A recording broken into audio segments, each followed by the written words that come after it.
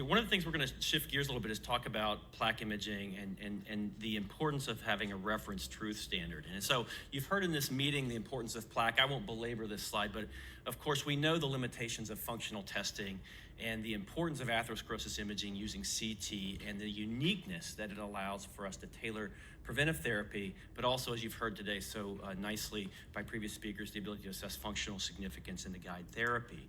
And we know within current US guidelines and European guidelines now, an upfront CT-first strategy is now the most strongly recommended strategy, and now we think is becoming the standard of care around the world. So we're going to see a lot of disease, and this includes both acute and chronic chest pain as well as CT FFR, which you've heard about already. But I think it's also the era of plaque, and I think everyone in this meeting obviously agrees with this, but many outside of this meeting are now learning this. And we know in even how we report CT scans that plaque in and of itself and the reporting of plaque is now recommended in a CADRES document just recently published.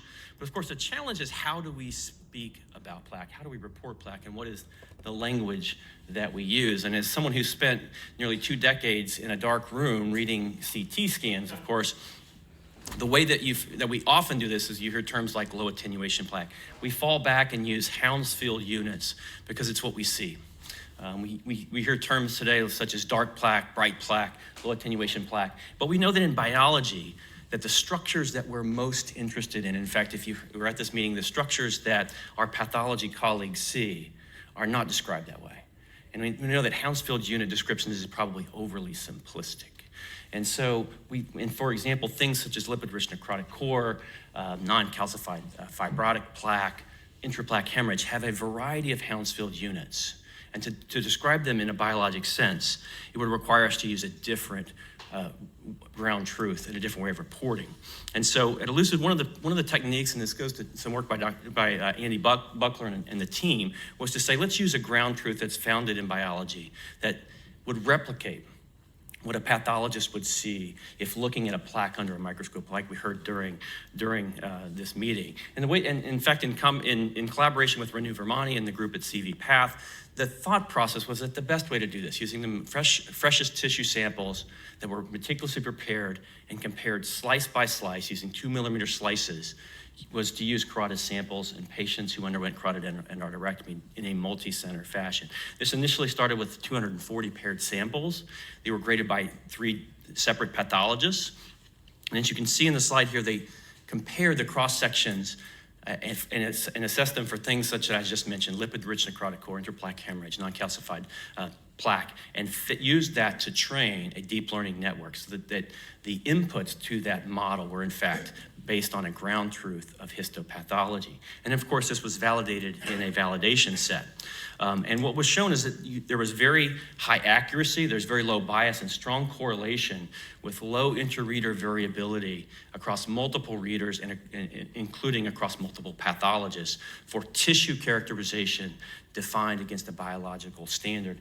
And that includes calcified tissue, lipid-rich necrotic core, intraplaque hemorrhage, and non-calcified matrix. And this was subsequently extended to include approximately 900 cross-sections, again, not only validating the tissue characterization I just showed you, but also classifying plaques as to their risk, whether it be minimal, stable, or for example, an unstable plaque with intraplaque hemorrhage and thin fibroatheroma with very high accuracy. And so when you look across these different specimens, and this is in the validation set, you can see that a 90% accuracy for comparison using a deep learning model trained by inputs, deterministic inputs from pathology to replicate pathology. And so this is, I think I'm correct in saying this is unique as far as how plaque is quantified, characterized, and reported. Well, how does it perform in other vessels? And it's FDA approved for use in all arterial trees, all arterial systems. Well, we know that this is recent data from Christos Barantis' group looking at 100 patients who underwent 3-vessel Neers IVUS, and they used the Elucid technology. And you can see as far as plaque quantification and total atheroma volume, percent atheroma volume, it performed exceedingly well using a Neers IVUS system as its reference standard. And you'll hear in a moment how this has been used in other disease states as well as track progression and assess efficacy of therapy. Now I'm going to transition from plaque to talk about what I think is really interesting to this group, and that is using plaque and its characterization to assess the vasodilatory capacity of coronaries, and to see if we can actually use plaque to predict physiology. And this is from the Credence trial I was involved in, that actually showed that plaque-based measures can predict invasive FFR, as well as perhaps other methods based on lumen geometry. Understanding that tissues with plaque have an impaired vasodilatory response. And so this is for the first time presenting the results of a multi-centered trial, assessing the performance of FFRCT using plaque-based technology that I've just described. And again, this is using a deep learning model that you can see involved a pre-training set, 407 vessels with FFR, validation set, as well as, training data set, as well as a validation set that involved 337 vessels from 302 patients at 5 sites. And this is the accuracy data that I'm presenting for the first time today. Again, 337 vessels, all had invasive FFR. 302 patients, and you can see an overall sensitivity of 0.85, specificity of 0.87, and an overall high-level accuracy amongst patients who underwent invasive FFR. And so again, this combination, and actually this is just an image just highlighting the LAD, just to isolate this to compare to the curved NPR on the left, this ability to integrate a plaque along with physiology. This, I think it presents a very interpretable way of understanding physiology, again, based on the concept of the vasodilatory capacity of the vessel that is directly related to the amount and type of plaque in that vessel.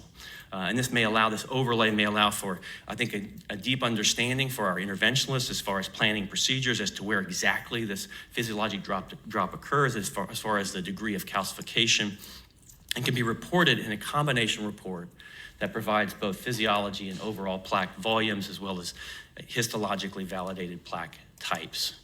And I think a unique feature that, in many sites, this will be, I think, favorable, particularly as we look around the world, is that this can be performed both as an Elucid conducted analysis as well as an on-site analysis. And so lastly, I'll close as a look to the future. Where are we going with this histologically defined plaque? And then this is some work, again, by Andy Buckler looking at, and asking the question, if we have tissue samples, can we look at the ability of imaging to actually predict transcriptomics, this concept of virtual transcriptomics? And again, using the same study structure that I described, taking tissues, assessing directly what the transcriptome of those tissues, and using microarrays to actually assess true expression, that CT, again, using the techniques I described, can actually predict the transcriptome very well, this virtual transcriptomic process. So with that, I'll close and appreciate the opportunity.